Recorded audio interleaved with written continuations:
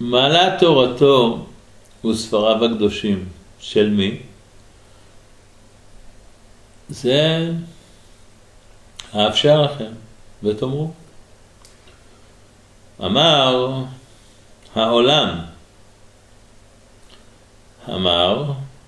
העולם לא תאמו אותי כלום עדיין, אילו היו שומעים רק תורה אחת שאני אומר עם הניגון הריקוד שלה, ולא כפי דמיונות, ודאי לא כפי רצונות, ודאי לפי הנפש נשמע מאוד יהיר ומאוד לא צנוע. אמר העולם לא תאמו אותי כלום עדיין, אילו היו שומעים רק תורה אחת שאני אומר עם הניגון, לא חס אני כי אם הוא אומר. היו כולם בטלים בביטול גמור.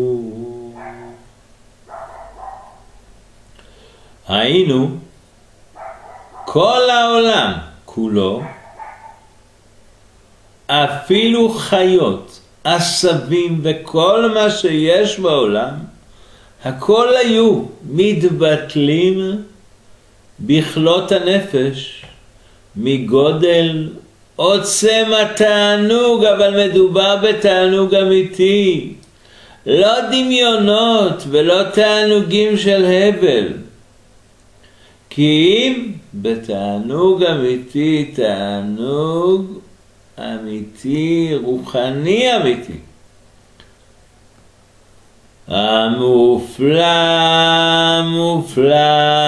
מאוד מאוד, ואפשר להבינו כי מי שהוא יודע ניגון וריקוד, הנה מי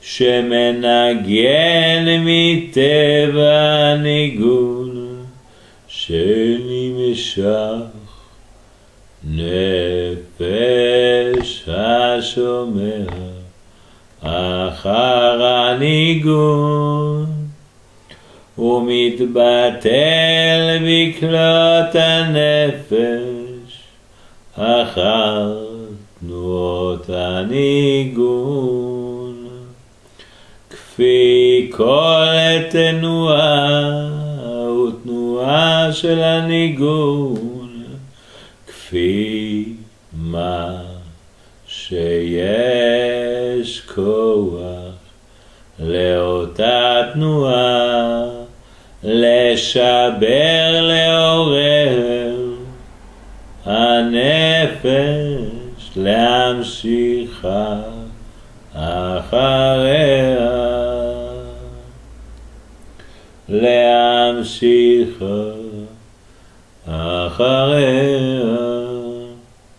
מכל שכן מי שיכול לרקד, שיהיה הריקוד מכוון ממש, כפי תנועת הניגון, כי יש תנועות בכל איבר ואיבר, ששייך לתנועות הניגון, שאצל זאת התנועה צריכים לנענע בראשו, או לחפל לעצמו, וכיוצא בשאר איברים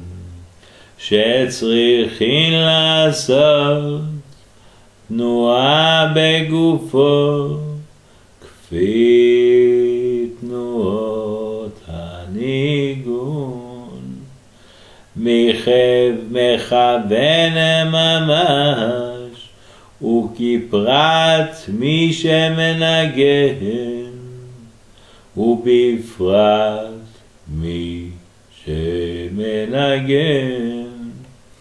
ניגון עם דיבורים בשיר שמסדר שיר בדיבורים, עם תנועת הניגון שהשיר והדיבורים שייכים בכיוון גדול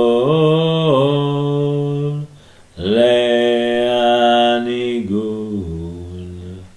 את ההמשך נמשיך במפגשנו הבא.